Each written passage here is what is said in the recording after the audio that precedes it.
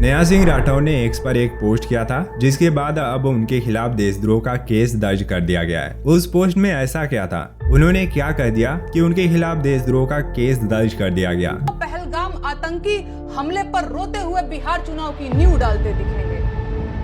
नया सिंह राठौर ने मोदी सरकार की आलोचना करते हुए कहा कि पहलगाम में हुए आतंकी हमले में जिसमें 26 नागरिकों की जान चली गई, वो सरकार की खुफिया और सुरक्षा व्यवस्था की विफलता का नतीजा है। उन्होंने सवाल उठाया और नतीजा ये हुआ कि उन्हें देशद्रोह का टैग थमा दिया गया। इनकी कई सारी पोस्ट वीडियोज आप देख सकते हैं। इन सभी में ये सरकार से सवाल पूछती हैं, सरकार से आतंकियों को न बख्शने का आग्रह करती हैं। लेकिन ऐसा कहीं नहीं मिलता कि वह यह करती हो कि उन मासूम लोगों को धर्म पूछकर मारा गया है, हिंदू थे इसलिए मारा गया और इसलिए हम हिंदुओं को एक होकर दूसरे धर्म के प्रति बखेड़ा खड़ा करना चाहिए। ऐसा कुछ उन्होंने नहीं कहा है, बल्कि उन्होंने इस हमले के लिए सरकार की लापरवाही को जिम्मेदार ठहराया है। खुद सरकार भी इस गलती को स्वीकार कर चुकी है। केंद्रीय मंत्री Kiren Rijiju all party meeting में स्वीकार कर चुके हैं कि चूक हुई है। तो फिर अगर गलती सरकार मान रही है तो सवाल पूछने वालों को देशद्रोही कैसे ठहराया जा रहा है? सवाल सरकार से नहीं करेंगे तो फिर किससे करेंगे? तो जम्मू कश्मीर टेरर फ्री होगा और टूरिस्ट के लिए स्वर्ग होगा। हमारा हक है, एक नहीं 1000 बार सरकार से पूछेंगे। आतंकी जब इस वारदात को अंजाम दे रहे थे तो सेना क्या कर रही थी? वहाँ सुरक्षा बल क्यों नहीं था? नया सिंह राठौर पर एफआईआर दर्ज होने का एक और रीजन यह है कि उन्होंने अपनी पोस्ट में कहा था, अपनी ही सरकार में हुए पुलवामा आतंकी हमले के शहीदों की मौत पर बेशर्मी से वोट मांगने वाला ये आदमी पहलगाम के पर्यटकों की मौत पर भी वोट मांगेगा।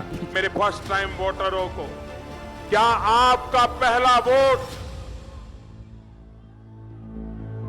पाकिस्तान के बालाकोट में एयर स्ट्राइक करने वाले वीर जवानों के नाम समर्पित हो सकता है क्या?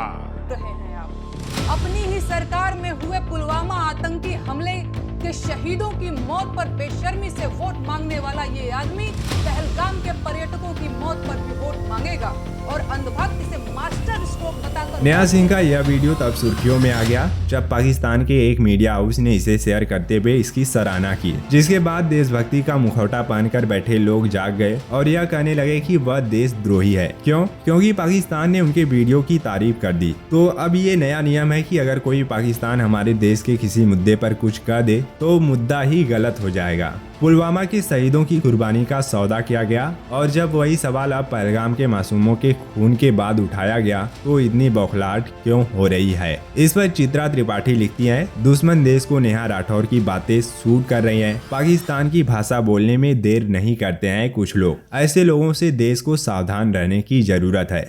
लेकिन मुझे लगता है कि चित्रा त्रिपाठी को सबसे ज्यादा सावधान रहने की जरूरत है, क्योंकि जो सवाल नेहा सिंह राठौर ने सरकार पर उठाया है वो तो इनके लिए विष से भी कई गुना खतरनाक है। सवाल ये भी उठता है कि ये जो 8-10 साल का बच्चा बोल रहा है, सरकार तो गई हुई है, मतलब इतना बड़ा आतंकवादी का हमला हुआ, उनके कुछ पता ही नहीं है। इधर पूरी नीचे पूरे आर्मी का बेस है, उन्हें पता ही नहीं है। जो ये पीड़ित महिलाएं बोल रही हैं,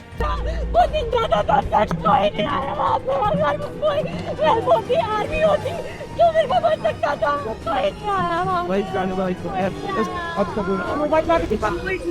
कोई सेक्युरिटी नहीं, कोई आर्मी नहीं, कोई पुलिस नहीं। जरा मोटा नेता आवे, कोई वीआईपी माथे पाछળ पेटती काट।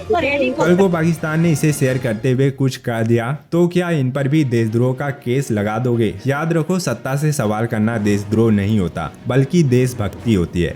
नया सिंह राठौर के खिलाफ दर्ज एफआईआर के मुताबिक उसकी एक्स पोस्ट राष्ट्रीय अखंडता पर प्रतिकूल प्रभाव डालती है और लोगों को धर्म और जाति के आधार पर एक दूसरे के खिलाफ अपराध करने के लिए उकसाती है। इंडिया टुडे में छपी खबर के मुताबिक एफआईआर में कहा गया है कि उसने पहलगाम हमले में मारे गए निर्दोष लोगों पर सरकार से सवाल उठाते हुए लगातार सोशल मीडिया पर वीडियो शेयर किए है। आपने कुछ नोटिस नहीं किया तो मैं एक बार और बताना चाहूंगा। एफआईआर में कहा गया है कि उसने पहलगाम हमले में मारे गए निर्दोष लोगों पर सरकार से सवाल उठाते हुए लगातार सोशल मीडिया पर वीडियो शेयर किए है। यानी कि गलती ये है कि उन्होंने सरकार पर सवाल उठाए, उन्हें सरकार से सवाल नहीं करने चाहिए थे।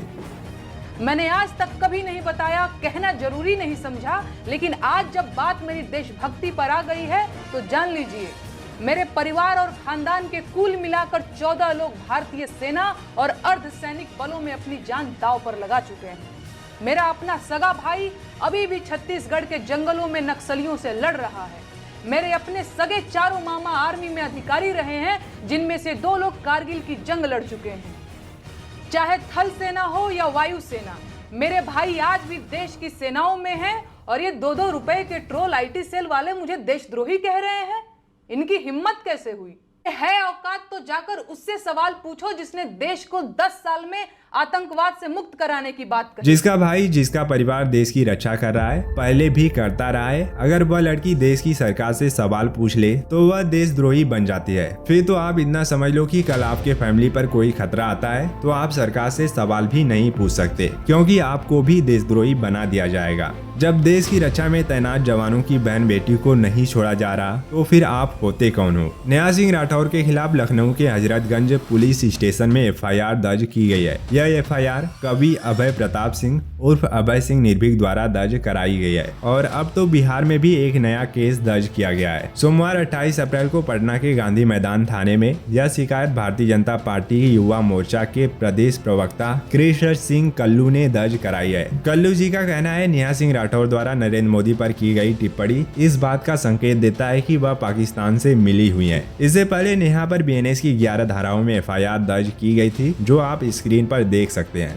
आप बस इतना देख लो कि कौन कौन सी धाराएं लगाई गई हैं। बीएनएस की धारा 302 लगा रखी है, जो दूसरों की धार्मिक भावनाओं को ठेस पहुंचाने के लिए होती है। एक धारा यह है कि 2 समुदायों के बीच नफरत फैलाने और उन्हें अपराध करने के लिए उकसाने से रिलेटेड है। वैसे अगर आपको कहीं उनके बयान में ऐसा कुछ नफरत फैलाने वाला या 2 समुदायों के बीच दंगा फसाद कराने वाला कुछ दिखता है तो आप हमें कॉमेंट में जरूर बताएं। सच ये भी है कि नफरत फैलाने वाले खुलेआम धमकियां दे रहे हैं, मार्च निकाल रहे हैं, लेकिन इन पर कोई एक्शन नहीं होता, क्योंकि वे वास्तव में नफरत फैला रहे हैं।